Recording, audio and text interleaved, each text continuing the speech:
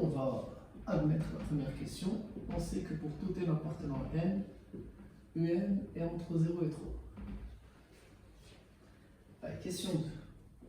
On dit montrer que un est strictement croissante.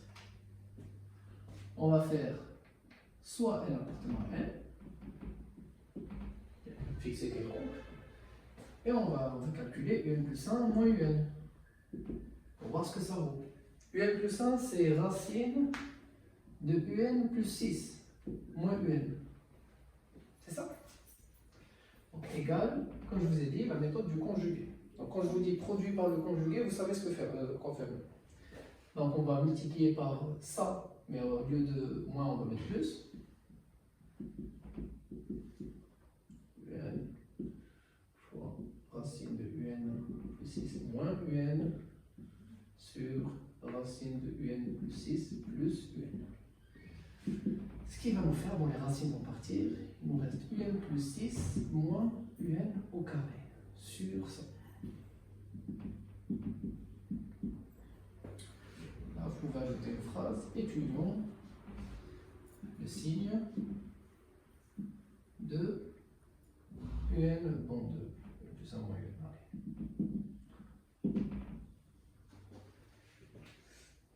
En bas, nous avons un est supérieur à 0. Forcément, un plus 6 est supérieur à 0. Racine de un plus 6 est supérieur à 0. Plus un supérieur à 0. Tout ça, c'est n supérieur à racine de 6. Okay. Donc on a un supérieur à 0 implique racine de un plus 6 plus un supérieur strictement à 0. C'est fini pour le dénominateur. Maintenant, pour le numérateur, qu'est-ce qu'il va falloir faire? Je vois que ça, c'est un polynôme du second degré, mais qui a comme variable non pas x, la un. Donc moi, je vais oublier cette expression et je vais étudier le signe de ce polynôme du second degré. Okay. On va dire, considérons le polynôme du second degré suivant, c'est-à-dire moins x carré plus x plus 6. Est-ce que vous savez étudier le signe de ce polynôme?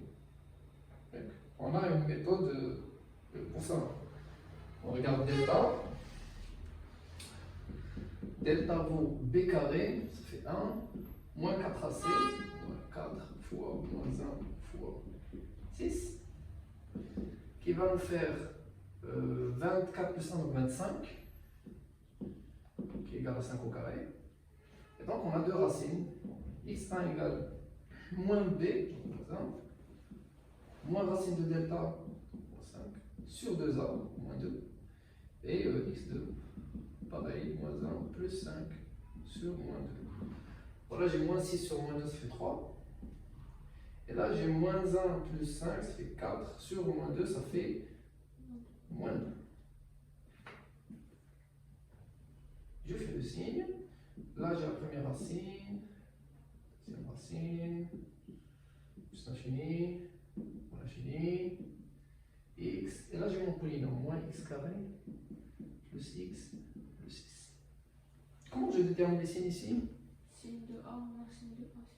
Signe de A moins signe de A, signe de A. Allez, je te fais confiance. Signe de A, donc moins, plus, et moins.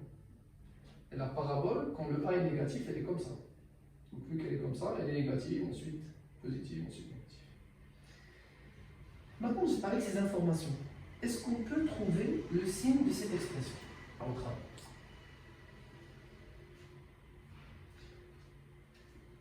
Avec cette information-là, imaginons que je fais des calculs, ça, on va imaginer au départ que ça n'a pas de relation avec ça. Je l'ai obtenu comme information. Est-ce que je peux revenir vers ça et dire, ah, ça c'est positif? Non, c'est négatif. Au début c'est positif, après ça passe par 0, après c'est négatif. Non, ça, c'est pour x quelconque, tu vois, le x. Ce tableau te dit que si je prends une valeur de x, si par exemple la valeur de x c'est moins 5, je suis à ce niveau. Donc le polynôme, sa valeur c'est négatif. Si je prends une valeur ici, imaginons moins 1, le x vaut moins 1. Si moins 1 je le remplace là, ça fera quelque chose de positif, parce que je me suis placé à ce niveau. L'idée, c'est si je remplace par UN, UN étant notre suite. Où est-ce que je suis ici dans ce tableau? Au niveau du plus, jusqu'à Mais il faut le voir ici. Oublie ici. Dis-moi juste à ce niveau où est-ce qu'il est. entre moins 2 et 3. Entre 1, 2 et 3, et même entre 0 et 3, mais ce qui nous importe, c'est moins 2, 3. 0, 3, il est là, UN. Oui. Et puisqu'il est là, et ben si je prends UN et je le remplace ici dans le polynôme second degré, ce tableau me dit que ça va être positif. Ok. Et donc ça c'est suffisant pour dire que, juste après on peut écrire, puisque UN est entre 0 et 3, en utilisant le tableau de signes de ce polynôme, on a que ce truc-là est supérieur strictement à 0. Je vous aide un peu. Il y a un côté qui est, je crois, simple, celui de 0. Parce que 3 moins UN plus 1, c'est lequel le plus grand? C'est 3 ou bien UN plus 1? C'est 3. Parce que pour tout n, UN est plus petit que 3. Donc 3 moins UN plus 1, forcément, il est positif strictement. Donc on peut se concentrer juste sur le côté droit de l'encadrement. Et pour le côté droit, il va falloir écrire 3 moins UN plus 1 en remplaçant UN plus 1 par racine de UN plus 6. Et ensuite, qu'est-ce que vous pouvez faire quand vous avez 3 moins racine de UN plus 6? Faire encore le conjugué. Faire encore le conjugué. C'est une méthode qui marche beaucoup. Quand vous voyez une différence de racine, toujours pensez au conjugué. Montrons que 3 moins UN entre 0 et 1 tiers. Comme ça, c'est ça. Voilà. Donc on a, pour tout n appartenant à n, UN est inférieur à 3. Donc, ça vaut aussi pour l'indice n plus 1. Donc on a UN plus 1 est inférieur à 3, qui est équivalent à dire que 3 moins UN plus 1 est supérieur à 0. Donc je peux me concentrer juste sur cette partie. Soit n appartenant à n. 3 moins un plus 1 égale 3 moins racine de un plus 6 qui est égal, et là je multiplie par le conjugué, ça me fera 9 moins un plus 6 sur 3 plus racine de un plus 6 qui est égal à 3 moins un sur 3 plus un plus 1. Or, un plus 1 supérieur à 0 implique 3 plus un plus 1 supérieur à 3, qui implique aussi que, vu que ça c'est positif, ça me fait 1 sur 3 plus 1 plus 1 est inférieur à 1 tiers. Et en multipliant par 3 moins un des deux côtés, on a 3 moins un sur 3 plus 1 plus 1 inférieur à 1 tiers 3 moins un. Et le côté gauche de l'inégalité, on va l'écrire comme étant 3 moins 1 plus 1. Côté gauche, c'est 3 moins 1 plus 1. Inférieur, 1 tiers, 3 moins 1. Et ceci, pour tout n appartenant à n. Voilà. C'était ça l'idée. La récurrence, c'est vous avez une proposition qui dépend de n. P de n, ça va faire comme ça, P de n. Et cette proposition, on va imaginer qu'elle est vraie à un certain ordre, c'est-à-dire elle est vraie pour n égale à 0, imaginons. P de 0 est vrai. Imaginons qu'on a ça. Et imaginons aussi que pour tout n appartenant à n, si P de n est vrai, alors P de n plus 1 est vrai. Okay. C'est un peu abstrait, mais on va voir, ça s'applique sur des choses très concrètes, comme les suites. Si on a ça, et on a aussi ça, on peut déduire une chose, c'est que P de n est toujours vrai. avec ces deux conditions, on peut nous déduire que, quel que soit n appartenant à n, P de n est vrai.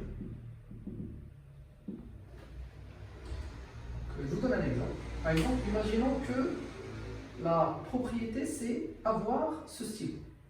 D'accord? Avoir ce style. Imaginons, moi, je suis l'indice 0. Radia, c'est l'indice 1. Toi, d'ailleurs, ton nom, c'est quoi? Yazid. Yazid, chacun. Yazid, c'est le numéro 2. Et après, il y a un numéro 3, 4, 5, etc. Ça s'arrête quoi? Nous, on est les indices. Et P de l'indice, c'est avoir le style. D'accord? Est-ce que P de 0 est vrai? Imaginons que ça aussi c'est vrai. C'est que, quel que soit l'indice, si P de n est vrai, alors P de n plus 1 aussi est vrai. Est-ce que moi je suis vrai? P de 0 est vrai. Donc, d'après ça, P de 1 devrait être vrai. Parce qu'il te dit que si P de 0 est vrai, alors P de 1 est vrai. Et donc, Radia va prendre le feutre. Et voilà que c'est vérifié aussi pour Radia. Mais si P de 1 est vrai, P de 2 devrait aussi être vrai. Et donc, tu es obligé de lui donner le feutre. Toi aussi, tu es vrai, P de 1, etc. C'est pour ça que je peux déduire que quel que soit n, P de n est vrai. Chaque élément aura le stylo à un moment. D'accord? Donc, cette étape s'appelle l'initialisation. C'est-à-dire, couleur. L'initialisation.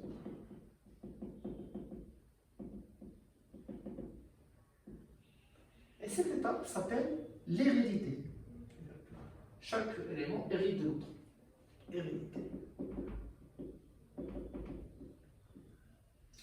Et ce que j'ai là, c'est la conclusion.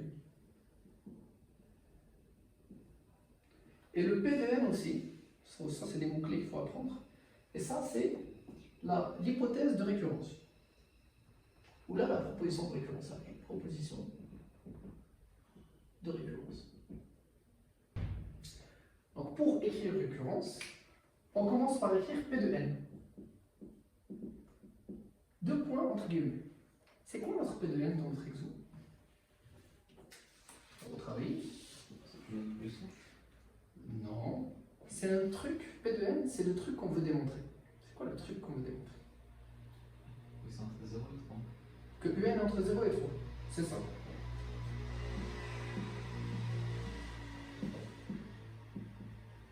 C'est ça P de n.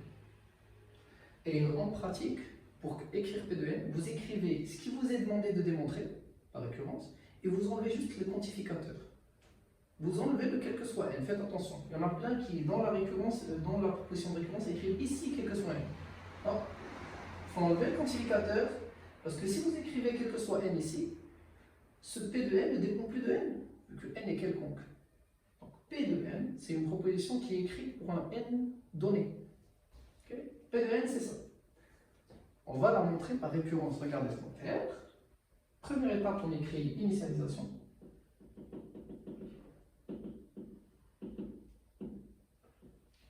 Qu'est-ce qu'il va falloir montrer pour l'initialisation? Il va falloir montrer que P indice 0 est vrai. Est-ce que P indice 0 est vrai ici? U0 est égal à 1. U0 est égal à 1. On a U0 égale à 1. Donc, U0 est bien entre 0 et 3. D'où P de 0. C'est bien la première étape, l'initialisation. C'est toujours l'étape facile, l'initialisation. Ce qui suit en place. Celle qui est plus dure, toujours, on aura toujours un problème ici, c'est l'hérédité. Pas se décourager de l'hérédité.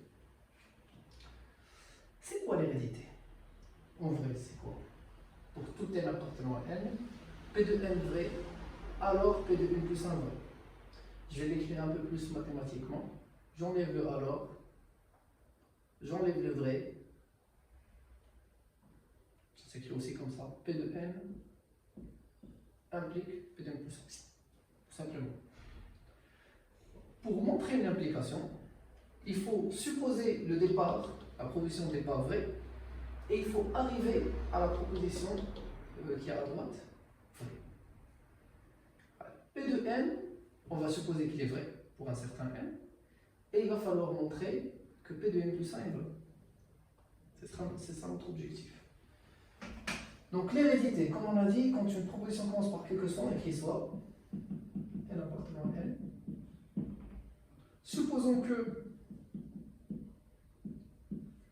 c'est le fameux truc de j'ai le feutre, si j'ai le feutre, alors l'autre a le feutre. Si P de n est vrai, donc on va supposer que UN est entre 0 et 3, et mon objectif, c'est de montrer que UN plus 1 aussi est entre 0 et 3. Est-ce que vous pouvez trouver un chemin pour ça? Je vous ai parlé tout à l'heure d'une technique de calcul quand vous avez des encadrements. Ça s'appelle un habillage. Tu peux démarrer de là, faire des modifications jusqu'à tomber sur UN plus 1. Alors, essayez de faire. Supposons que UN est entre 0 et 3. UN plus 6 est entre 9 et 6. Donc, je mets juste des implications. Racine de UN plus 6 est entre 3 et racine de 6, qui est lui-même plus grand que 0. Et donc, j'ai bien UN plus 1 entre 0 et 3. P de n plus 1 est vrai. J'ai donc montré que la propriété était, la proposition est héréditaire. Une fois que j'ai écrit ça, je peux dire, quel que soit n appartenant à n, Pn est vrai. C'est la conclusion. Ok, initialisation. Donc pour n égale 0 maintenant, est-ce que ça marche ou pas? Ça me fera 3 moins 1. Moins u indice 1. 2 fois 1 tiers.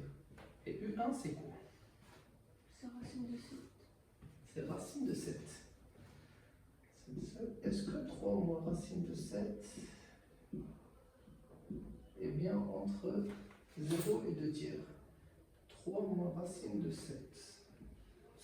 0,35. 0,35.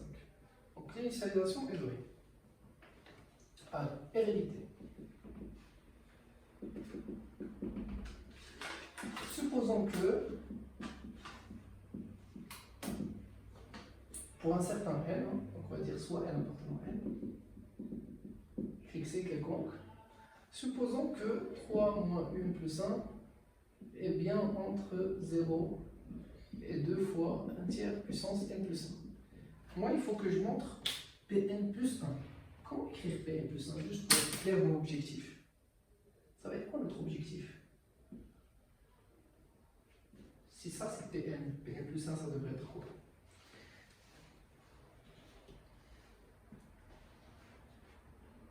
Ça va être n plus 2. Oui. Et là? N plus 2.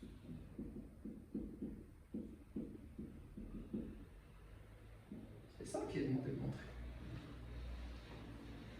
Est-ce que je peux aller là? Donc, vous avez écrit ça. Et après, vous vous dites, mais qu'est-ce qu'il faut faire? En fait, si tu connais l'objectif, tu sais où aller. Là, il suffit que tu choisisses, tu trouves un chemin pour arriver à ça.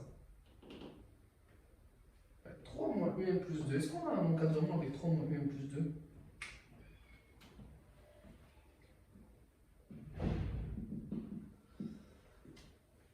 Déjà, le côté gauche là, il est juste, parce qu'on a vu que UN est toujours plus petit que 3 pour n'importe quel indice, en particulier pour l'indice n plus 2.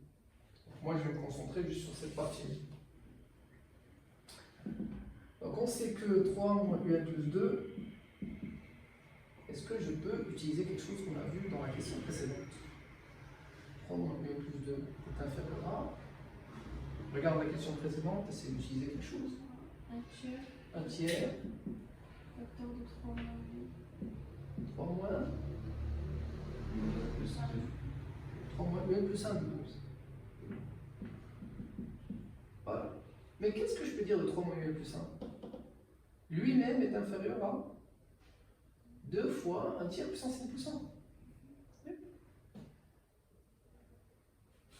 Donc ça, c'est inférieur à 1 tiers. Et ça, je le majeure par quoi? Par ce truc.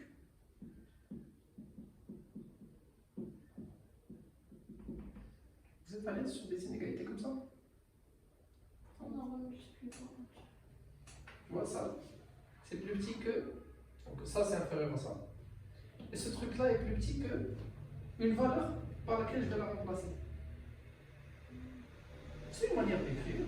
On peut l'écrire différemment, on écrit ça comme ça. Yuck. On revient là, on dit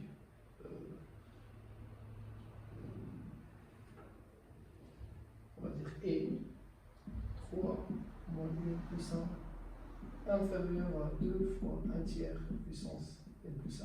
Ça, je laisse.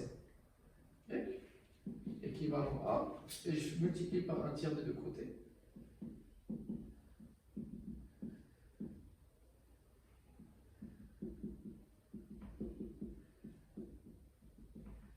Jusque-là, c'est bon. Et en utilisant cette inégalité et celle-là, qu'est-ce que je peux dire? Tu vois, ça, c'est plus petit que ça. Qui est lui-même, ce truc-là, est plus petit que ça. Par transitivité, ça, c'est plus petit que ça. C'est juste que tout à l'heure, j'ai juste enlevé ça, j'ai mis inférieur ici, et j'ai écrit directement ça. C'est la même chose. Et donc, ça me fait, heureusement, ça me fait ce que je veux. Ça me fera 3 moins 1 plus 2.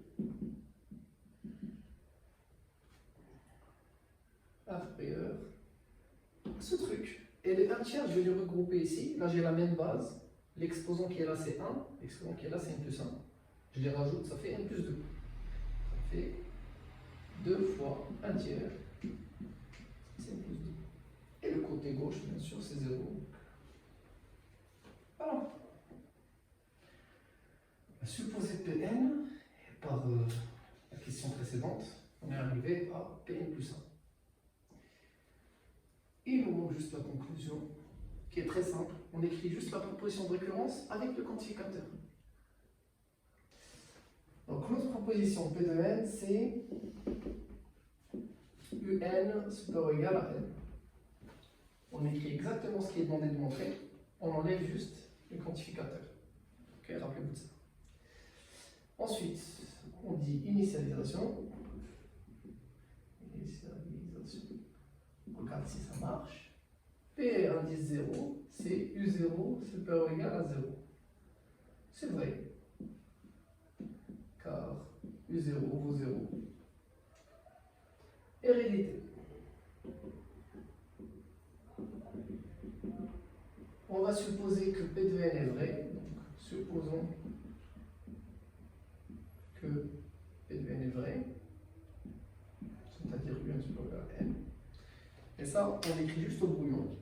On veut montrer que n plus 1 est supérieur ou égal à n plus 1. C'est ça qu'on veut montrer, notre objectif. Toujours la même technique, très importante, c'est le fait de démarrer de là, faire des modifications à gauche et à droite, jusqu'à arriver là, pour pouvoir obtenir le un plus 1. Quelle modification je peux faire sur cette inégalité, à gauche et à droite, jusqu'à ce que à gauche, je puisse avoir un plus 1, et à droite, quelque chose. Donc, je démarre par ça qui est vrai. À votre avis, première étape à faire, c'est quoi? Fois 3. On fait 3 un égale à 3n. Je continue, donc ça c'est les applications. Ensuite, je peux ajouter à gauche à droite. Qu'est-ce que je peux ajouter à gauche à droite? Plus 3. Même je peux ajouter directement tout ça. Moins 2n plus 3. Si j'ajoute moins 2n plus 3, j'ai à gauche, je me retrouve avec 8 plus 1. Et à droite, je me retrouve avec 3n moins 2n plus 3. C'est bon pour moi ça, parce qu'à gauche, j'ai une information sur un plus 1. Et j'espère que ça va être ça. Ou là plus fort que ça. 3n moins 2n, c'est n. Plus 3. Et n plus 3, lui-même est plus grand que n plus 1. Donc j'ai encore plus fort que ça. Et n plus 1 est vrai.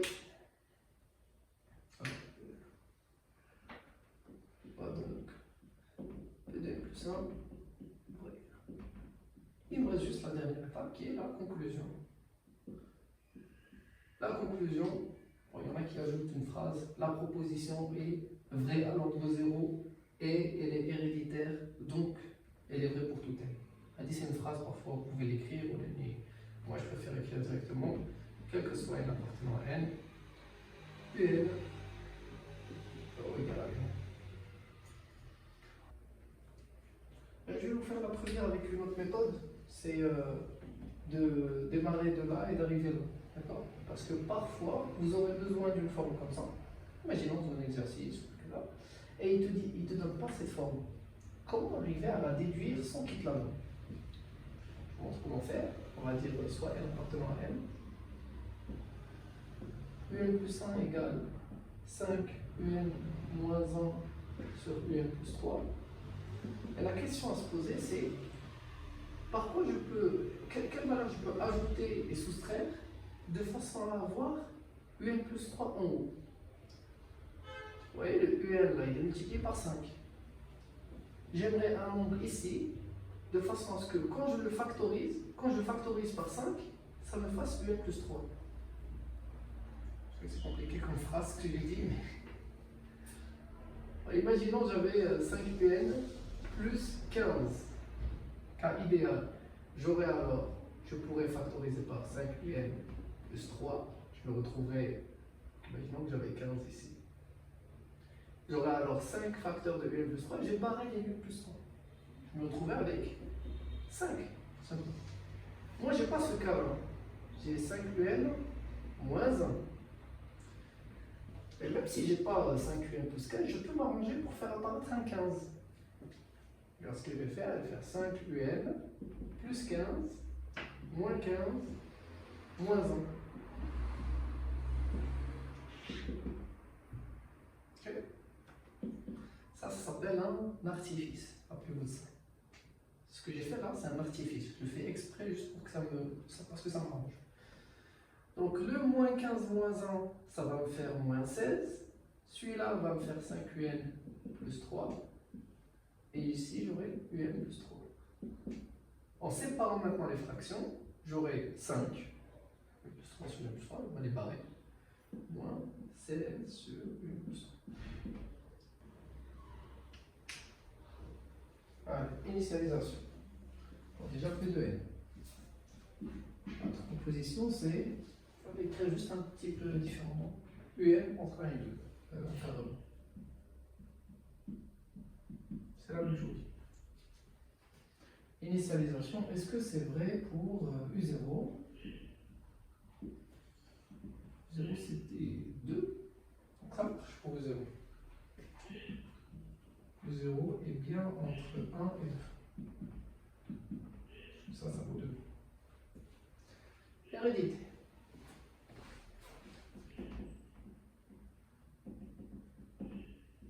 On va supposer que un est entre 1 et 2 et mon objectif, pas l'oublier, c'est que un plus 1 est entre 1 et 2.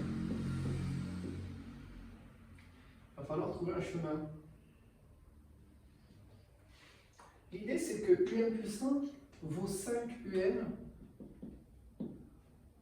moins 1 sur un plus 3.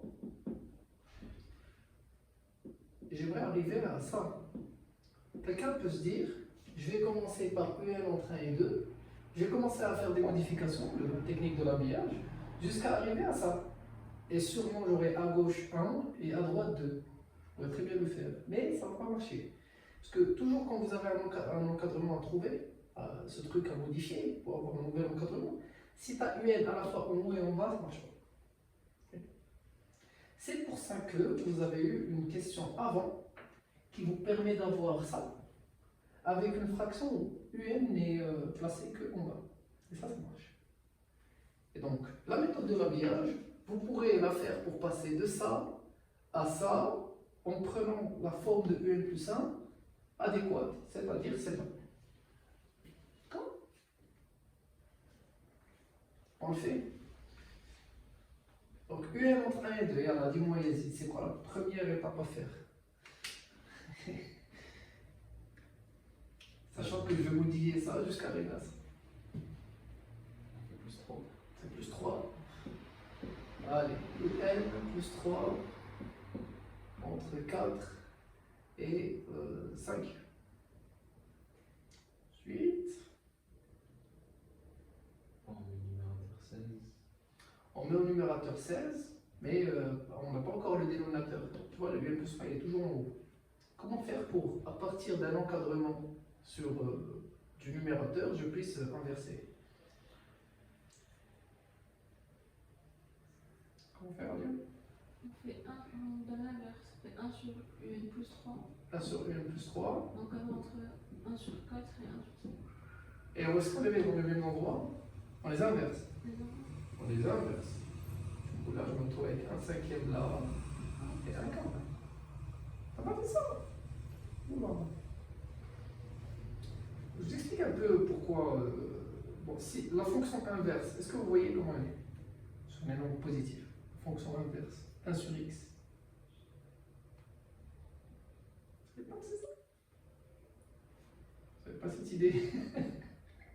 En tout cas, si tu as 3 qui est plus grand que 2, l'inverse de 3, est-ce que ce serait juste de dire qu'il est plus grand que 1 demi? C'est faux. Vu que ça dépasse ça, les inverses, ils changent d'ordre. Et du coup, c'est pour ça que cet encadrement, eh ben, il va changer.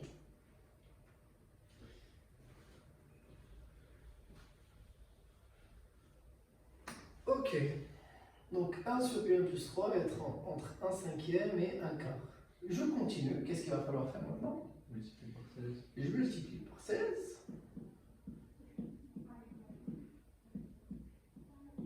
Ça me fera du coup ici 4. Et ici j'aurai 16 cinquièmes. Je crois que j'ai compris pourquoi tu as à la fin la bonne réponse. Encore une fois, tu n'as pas à inverser. Quand on a mis moins, là par exemple, là il va falloir mettre moins. Si je mets moins, est-ce que je garde les mêmes ondes? Je mets moins partout. Je mets moins là, moins là, moins là. Là encore, je vais inverser. Parce que tu as fait en fait 2 fois, ça s'est inversé. Donc, si 1 est inférieur ou égal à 2, est-ce que ce serait juste de dire que moins 1 est inférieur ou égal à moins 2? Non. Non, ça ne marche pas. Il va falloir les inverser.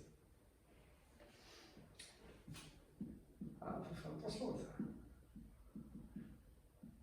Après, je vais vous donner une technique pour savoir quand inverser et quand ne pas inverser. Bon, moins 16 sur 1 plus 3, ça me fera moins 4 de ce côté et moins 16 cinquième de ce côté. Qu'est-ce qui manque? C'est de rajouter 5. Si je rajoute 5 ici, je me retrouve avec un plus 1. Ici avec 1. Et ici avec 1 moins 16 cinquième, et tu m'as dit que c'était 9 cinquièmes.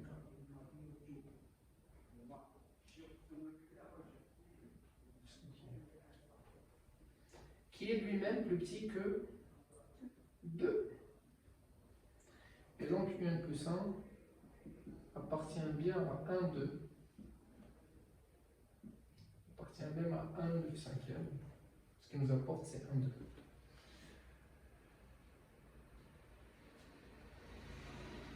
Conclusion. Voilà, conclusion.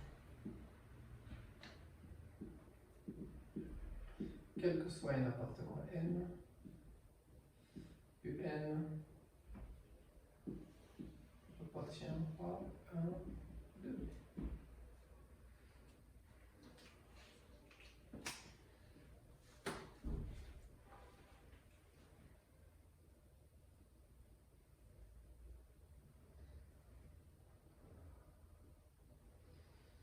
Vous avez fait les fonctions croissantes, les fonctions décroissantes. Je vais vous donner la technique pour savoir si dans un encadrement il faut inverser ou ne pas inverser. D'accord? Supposons qu'on est sur un intervalle I. Voilà. Supposons qu'on a un intervalle I et F qui va de I vers R.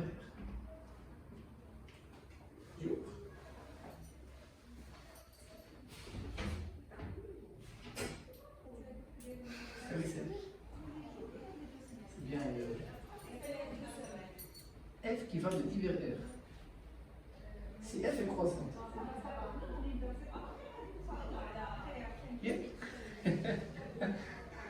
Si x est inférieur à y, qu'est-ce que je peux dire de f de x et de f de y?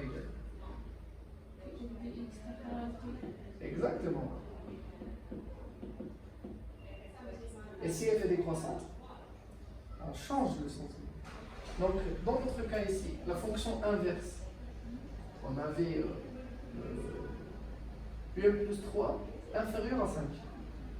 Si j'applique f, qui est la fonction inverse, ça va s'inverser. Et ça va s'inverser. Et il va falloir changer le sens.